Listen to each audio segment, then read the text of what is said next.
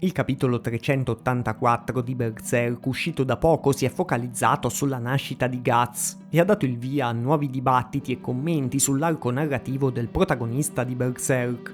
Per valutare bene quel capitolo però bisogna ripercorrere tutti i riferimenti precedenti nel manga e gli indizi lasciati negli anni da Miura. E in questo video li ripercorreremo proprio tutti con un'analisi penso abbastanza approfondita, dove vi darò anche i testi in originale giapponese per i punti più controversi. Alla fine potrete valutare al meglio voi stessi i nuovi capitoli anche alla luce di queste informazioni, ma come sempre vedremo anche degli enigmi irrisolti e delle possibili teorie su come questi ultimi capitoli potrebbero avere un impatto sul finale di Berserk.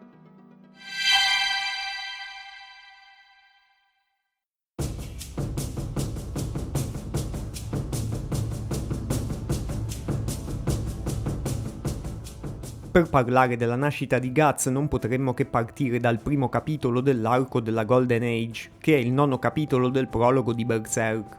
Infatti qui vediamo proprio la nascita di Guts.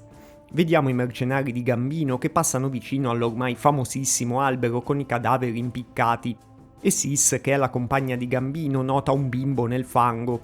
Visto che ha perso un figlio suo 3 giorni prima, è contentissima di aver trovato un neonato. Gambino dice che è già morto, ma il bimbo si mette a piangere e gli dimostra il contrario. Questo bambino era sotto la salma della madre, ci dice il narratore, e mise il primo vagito avvolto in un miscuglio di sangue e liquido amniotico. Il nome stesso Guts significa budella e può ricollegarsi anche a questa sua nascita particolarmente cruenta. Sis quindi decide di adottarlo e gli uomini chiedono a Gambino se glielo lascerà fare.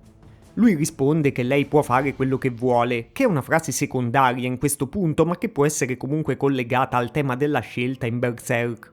Infatti dopo ritorneremo a focalizzarci sull'importanza di questa frase.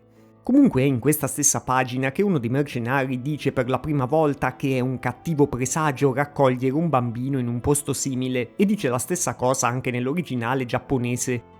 Gambino prima fa il superiore ma poi ripensa a quell'idea che questo bimbo sia un cattivo presagio e poi l'idea si innesterà come un tarlo fisso nella sua mente. Ancora quando Guts ha 6 anni i mercenari parlano del fatto che Guts sia nato da un cadavere, lo considerano sempre un cattivo presagio e danno a lui la colpa del fatto che Sis sia morta di peste. Tanto che lui deve dormire abbracciato alla sua spada per paura che gli succeda qualcosa di notte, e così nasce anche il suo legame con l'arma, che sarà l'unica cosa su cui potrà sempre contare. Alla fine Gambino andrà a uccidere Guts proprio perché pensa che sia il figlio del diavolo e che porti sfortuna. Gli dice che sarebbe dovuto morire sotto al cadavere di sua madre e proprio questo poi porta Guts allo scontro diretto con Gambino. Insomma, fin dai primissimi capitoli Kentaro Miura ha dato tantissima importanza alle condizioni particolari della nascita di Guts, tanto che addirittura dei mercenari, abbastanza ignoranti direi, le considerano così strane da averne paura e da arrivare a provare a ucciderlo a causa di queste condizioni. Al capitolo 23, quando Guts ormai è già nella banda dei falchi, succede una cosa minore ma molto interessante. Tanto che ve ne avevo già parlato in un altro video su alcuni dettagli nascosti in Berserk. Siamo prima della battaglia di Doldry e Guts sta giocando con i suoi compagni della banda dei falchi a un gioco di dadi chiamato Chohan. Il gioco è molto semplice e consiste nello scommettere se la somma di 2 dadi lanciati verrà pari o dispari. Apparentemente questa è una scena poco importante, ma Guts vince per ben 10 partite di fila. C'è circa una possibilità su 1000 di vincere 10 volte di fila a questo gioco, quindi la sua sembra proprio una fortuna esagerata e se ne accorgono pure gli altri. Ci sono state diverse occasioni in cui Guts ha pensato che Griffith era molto fortunato, come se la sua non fosse solo semplice fortuna. Ma qui sembra che Miura voglia farci notare che la cosa vale anche per Guts. Alla luce di quello che sappiamo oggi diventa un indizio importante del fatto che Guts sia collegato veramente a una sorte particolare proprio come Griffith. E poi arriviamo al capitolo 37 che è il primo incontro con il Cavaliere del Teschio. Qui Guts già prima di incontrarlo si sta paragonando a Griffith e sta pensando se davvero ha lasciato la banda dei falchi seguendo il proprio libero arbitrio. E siamo prima di qualunque eclissi ovviamente, prima che il tema del libero arbitrio diventasse così importante anche per lui all'interno della storia. Poi arriva il Cavaliere e dice tante cose fondamentali per il nostro discorso. definisce Griffith il loro re, tua metà, in inglese la tua metà che non ha la dignità di un re, in giapponese dice comunque la tua altra metà. Quindi definisce Griffith una metà di Guts. Poi dà a Guts l'ormai famosissimo appellativo Struggler, proprio perché è nato da un cadavere e ha iniziato la sua vita dalla morte, nel fango. Tu sei più vicino alla morte di chiunque altro, dice, perciò ti è più facile sfuggirle. In giapponese dice esattamente la stessa cosa, quindi non è una traduzione occidentale troppo libera. Poi il cavaliere aggiunge che resistere e lottare è la spada di chi si confronta con la morte. Quindi Guts, visto che è nato resistendo e lottando, ha una spada migliore per confrontarsi con la morte. Al capitolo 88 poi direttamente Slan, che è una dei membri della Mano di Dio, introduce per Guts la famosa metafora del pesce quando dice che un pesce che va controcorrente non può fermare il corso del fiume.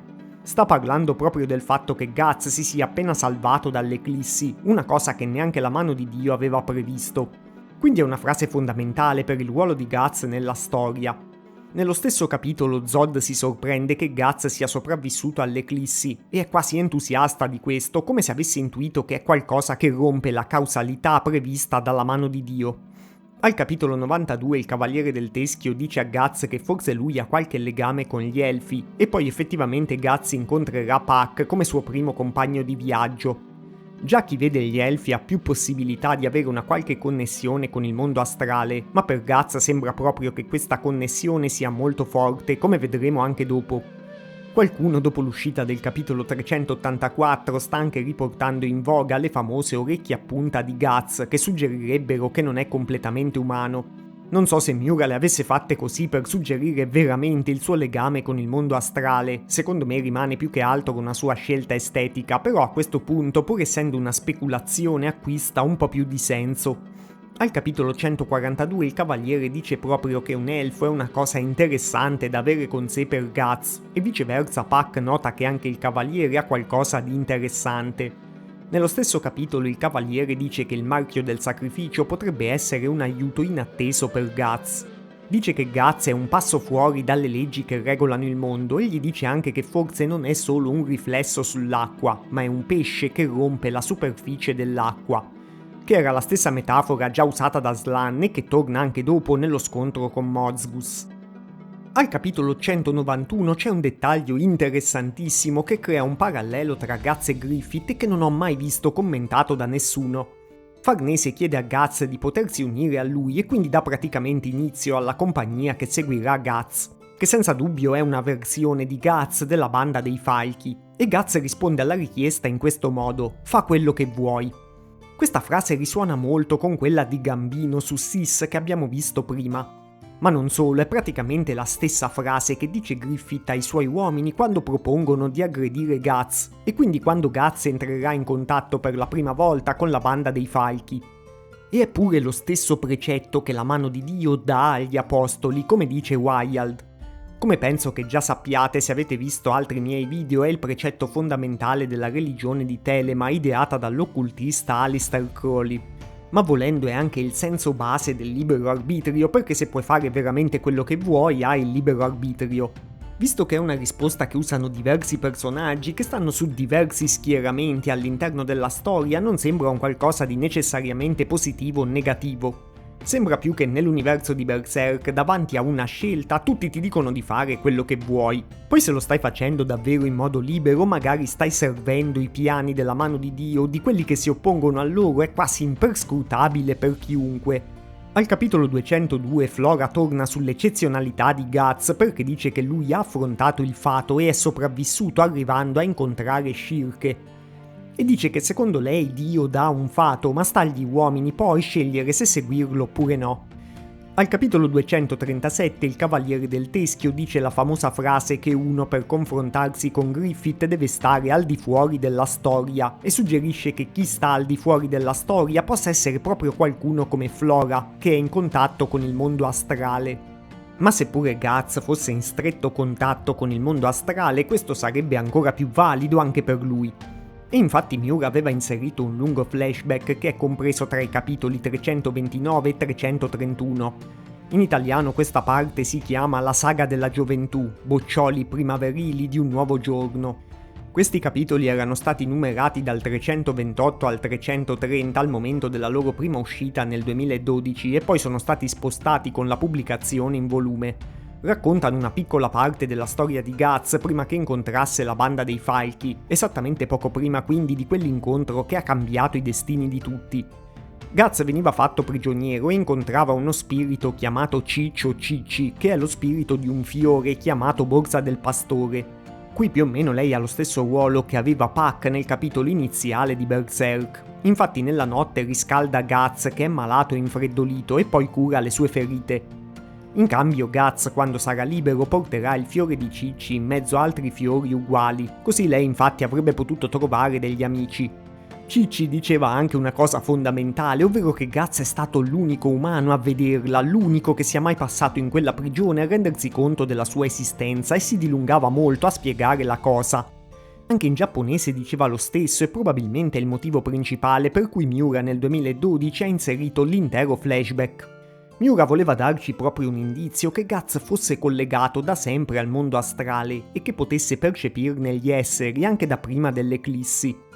Ma adesso che abbiamo ripercorso tantissimi punti in cui si parla della nascita di Guts o del suo essere in qualche modo collegato al mondo astrale, possiamo vedere come stanno questi elementi in relazione agli ultimi capitoli usciti. Koji Mori stesso ha dichiarato che Miura aveva in mente il capitolo 384 da ben 20 anni e aveva faticato a realizzarlo, quindi io non credo che sia stato inventato di sana pianta dal nuovo team. E abbiamo visto finora tantissimi indizi che ce lo fanno capire, ma adesso ne vedremo pure degli altri e metteremo in relazione quello che abbiamo appena visto con gli ultimi capitoli. Guts è arrivato nello stupa, cioè il santuario dei Kushan, grazie a un piano di Daiba, che voleva esplicitamente lui. Fin dal loro primo incontro Daiba aveva notato in Guts qualcosa di straordinario perché era avvolto dal prana di Durga. Nell'induismo il prana è il soffio vitale o energia vitale, mentre Durga è un'incarnazione della divinità femminile dell'induismo e ha in sé entrambi i poteri di creazione e di distruzione. Probabilmente Daiba ha interpretato l'armatura del Berserker come prana di Durga per sottolineare la furia distruttiva magica che l'armatura ha dato a Guts. È in linea con quello che aveva ideato Miura il fatto che Daiba voglia mettere alla prova Guts su un livello astrale per vedere quanto sia effettivamente eccezionale, direi proprio di sì. Nel suo percorso interiore, nello stupa, Guts vede un essere che ricorda il corpo astrale della strega Flora. Al capitolo 229 lei era apparsa esattamente così proprio prima di morire, era fatta di un fuoco che nemmeno un drago come Grumbeld riusciva a manipolare. Lei stessa aveva annunciato a Shirke che la sua forma di esistenza sarebbe solo cambiata e che lei sarebbe potuta apparire ancora nei sogni. Effettivamente era comparsa proprio nel viaggio nei sogni di Casca al capitolo 353 per aiutare Shirke Farnese. Come abbiamo visto prima, Flora considerava Guts in qualche modo particolare perché si era opposto al fato. Era stata un bersaglio di Griffith perché lui la considerava pericolosa, in quanto era fuori dalla sua storia. Pure secondo la strega Volvaba era rilevante che Guts e gli altri fossero connessi a Flora. Quindi ha senso che sia Flora a apparire in una visione o sogno, viaggio interiore di Guts in questo punto, nella sua forma astrale rispetto a quello che ha scritto Miura? Assolutamente sì. Questo essere astrale porta Guts a riflettere sulla sua nascita da un cadavere. Come abbiamo visto all'inizio, Miura ha chiarito ripetutamente attraverso le parole di tanti personaggi che questa è una condizione eccezionale, una condizione che rende Guts particolarmente resistente e perciò in grado di sfidare il fato e la morte. Poi Guts apprende che per questo dalla sua nascita una parte di sé appartiene al mondo astrale. La tavola fa riferimento visivamente agli elfi e anche a Cicci, che solo Guts poteva vedere, che è un indizio su questa rivelazione inserito direttamente da Miura in quel flashback. La conclusione della rivelazione è che Guts è un essere al confine tra i mondi, cioè tra i diversi piani di esistenza, proprio come Griffith. Come abbiamo visto, Miura stesso aveva già fatto intuire 32 anni fa nel capitolo 37 che i due fossero complementari anche su un livello più profondo del mondo, lo diceva il Cavaliere del Teschio. Poi abbiamo visto tantissimi altri paralleli tra Guts e Griffith nel corso della storia. E sicuramente pure uno degli obiettivi espliciti di Guts era arrivare a essere un pari di Griffith per essere rispettato da lui, una cosa che adesso sembra possibile.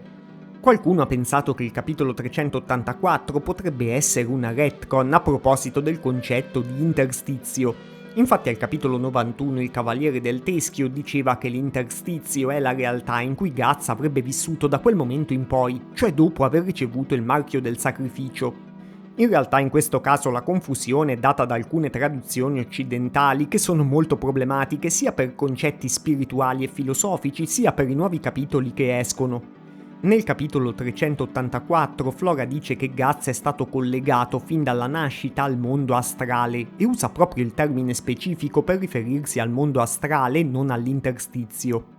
Il mondo astrale include anche l'interstizio, che è il suo livello di confine, ma si possono avere diversi tipi di connessione con il mondo astrale. Per esempio i maghi come Shirk non hanno necessariamente lo stesso tipo di connessione con il mondo astrale che hanno le persone marchiate.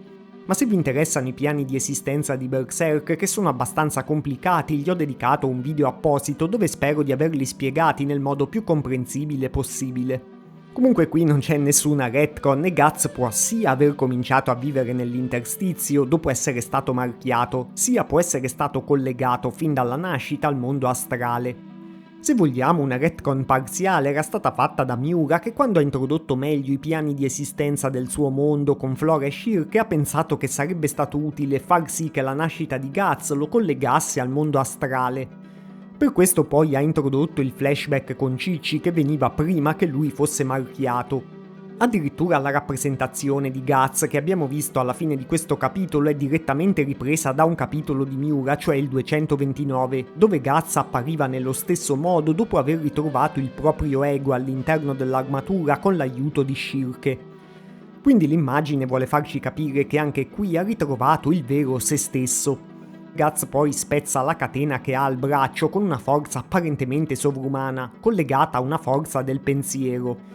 Al capitolo 203, che era stato scritto sempre da Miura, Shirke stessa spiegava che chi ha una connessione con il mondo astrale può controllare in certe condizioni la materia con la forza del pensiero. E Griffith stesso lo fa diverse volte. Per inciso è anche una delle definizioni di come veniva considerata la magia nella storia vera da tante civiltà, cioè era il potere di modificare la materia con la propria volontà. Quindi anche qui tutto segue le regole già definite da Miura. Poi a qualcuno può non essere piaciuto come i capitoli sono stati messi in scena, ma leggendo anche la parte di Berserk realizzata da Miura non c'è niente di questi capitoli che la contraddica. Lui stesso aveva ideato evidentemente diversi decenni fa questa soluzione della magia buona, diciamo semplificando molto, per far arrivare Guts a potersi confrontare con Griffith, quindi non possiamo dire che sia un'invenzione di chi gestisce i nuovi capitoli. Era la direzione di Miura e ce lo aveva anche fatto capire abbastanza bene. Il fatto che la nascita di Guts influenzi poi il suo ruolo nella storia si capiva pure questo fin dall'inizio. Ma adesso che è stato esplicitato ancora di più potrebbe farlo rientrare nella categoria dei protagonisti prescelti. Leggo per semplicità dalla pagina di Wikipedia in italiano che ci dà una definizione di massima di questa categoria narrativa.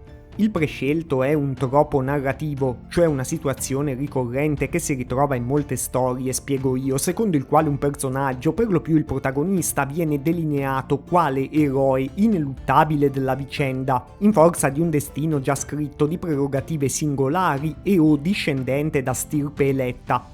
Il tropo è simile al modello del viaggio dell'eroe, se ne distingue tuttavia per il fatto che il prescelto, soggetto a una necessità superiore, non dispone di autentica libertà di scelta.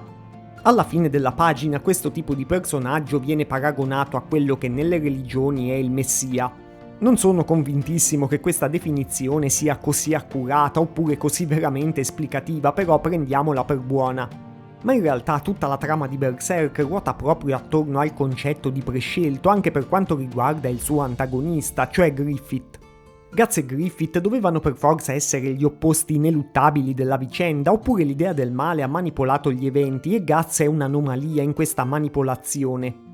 Griffith avrebbe potuto decidere anche di non sacrificare la banda dei falchi e fare famiglia con Casca come nella sua visione, il destino è già scritto oppure no.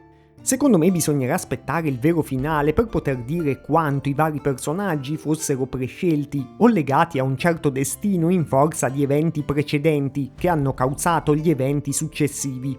che è proprio il concetto di causalità al centro della storia.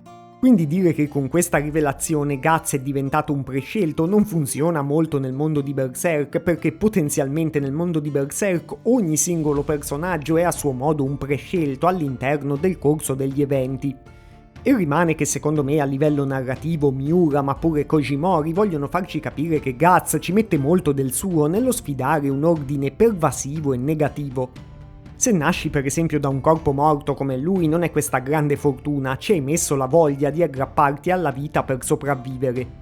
Lo stesso Cavaliere del Teschio pensa che il motivo per cui Guts è sopravvissuto all'eclissi non era che fosse destinato a sopravvivere, ma che ha la forza eccezionale dello Struggler.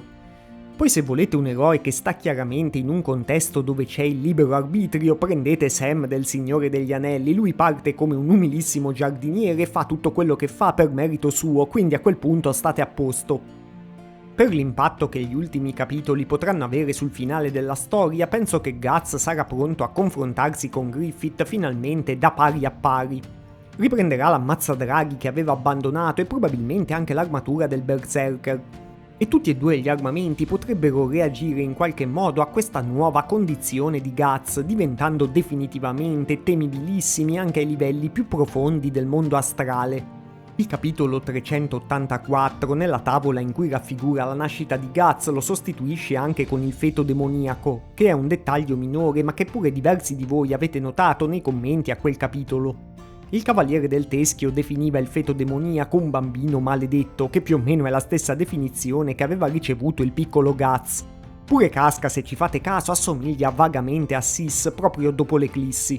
Questo stabilisce un parallelo tra la nascita eccezionale di Guts e quella del feto demoniaco e quindi punta come al solito sull'importanza del Moonlight Boy.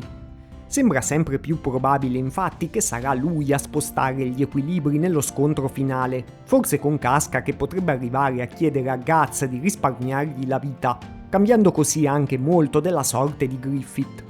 Abbiamo visto sempre recentemente che Griffith difende Casca addirittura davanti alla mano di Dio e probabilmente visto il suo legame con il Moonlight Boy ha ancora una qualche connessione con una forma di umanità. I nuovi capitoli però non hanno dato solo delle certezze, ma hanno anche fatto nascere qualche nuovo interrogativo.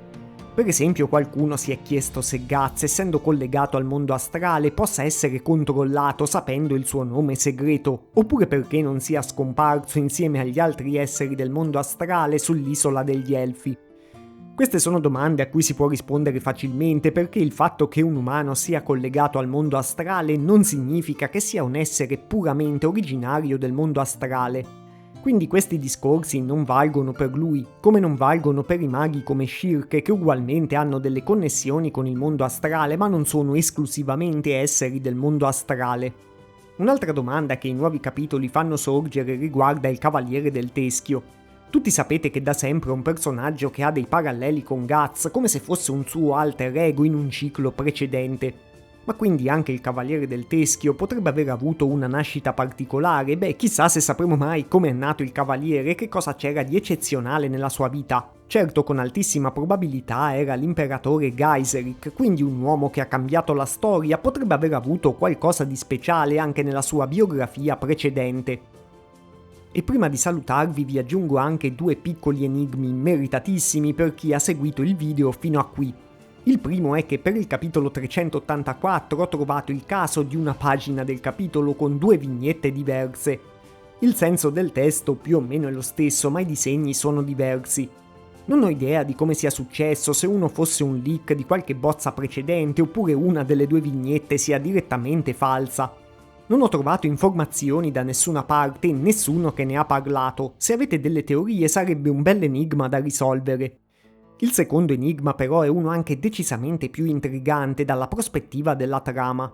Infatti finora abbiamo parlato molto della nascita di Guts, ma non abbiamo parlato dell'altro personaggio ovviamente coinvolto in questa nascita, cioè sua madre.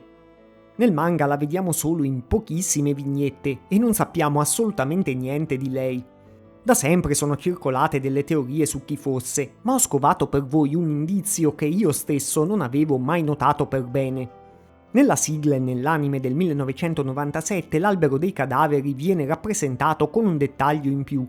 E questo dettaglio in più sono dei simboli della Santa Sede. Chiaramente questi sono stati aggiunti alla scena a posteriori perché Miura ha disegnato il simbolo più avanti nel tempo, ma penso che solo Miura stesso potrebbe aver suggerito un dettaglio così specifico da inserire in quella scena. E se in quella scena ci sono dei simboli della Santa Sede, vuol dire che le persone sono state impiccate dalla Santa Sede. E qual è il motivo più probabile? Beh, probabilmente erano accusate di eresia o di stregoneria. A dire la verità è abbastanza diffusa l'idea che la madre di Guts fosse una strega, ma non ha mai preso troppo piede, però qui c'è una possibile conferma. Questo costruisce anche un parallelo con Casca, che viene considerata una strega proprio grazie al suo collegamento con un feto, cioè il feto demoniaco, che abbiamo appena visto nel 384 viene messo in parallelo con Guts. Miura potrebbe aver ripreso anche la famosa immagine dell'albero dei cadaveri da un acquaforte dell'incisore francese Jacques Callot, che rappresentava proprio delle guerre europee iniziate come guerre di religione. Il fatto che la madre di Guts fosse una strega potrebbe pure spiegare ulteriormente la sua connessione con il mondo astrale ancor prima dell'eclissi, quello che abbiamo visto nel caso di Cicci. Se vogliamo spingerci ancora oltre con le teorie, potrebbe pure suggerire perché il Cavaliere sa della nascita eccezionale di Guts già al capitolo 37, cioè perché poteva essere rilevante per lui interessarsi alle vicende del figlio di una strega. Viste le connessioni del Cavaliere stesso con le streghe e con l'isola degli Elfi. Comunque potrebbe essere molto difficile nell'universo di Berserk per l'Inquisizione catturare una vera strega come Flora o Shirke, quindi questo potrebbe contraddire la teoria. Non so se il dettaglio verrà mai approfondito e se abbia una vera importanza, però è una curiosità aggiuntiva che secondo me rende ancora più interessante provare a analizzare sempre tutti i dettagli di Berserk, per provare a mettere insieme i vari tasselli di un puzzle che Miura aveva costruito con molta cura. Anche perché poi, proprio come abbiamo visto con i capitoli recenti, questi dettagli tornano effettivamente utili per la trama.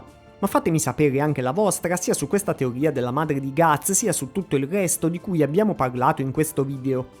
E come sempre non dimenticatevi di iscrivervi al canale se avete apprezzato questo video, perché vi porterò tantissimi altri approfondimenti che già ho in mente, e pure le analisi dei nuovi capitoli di Berserk.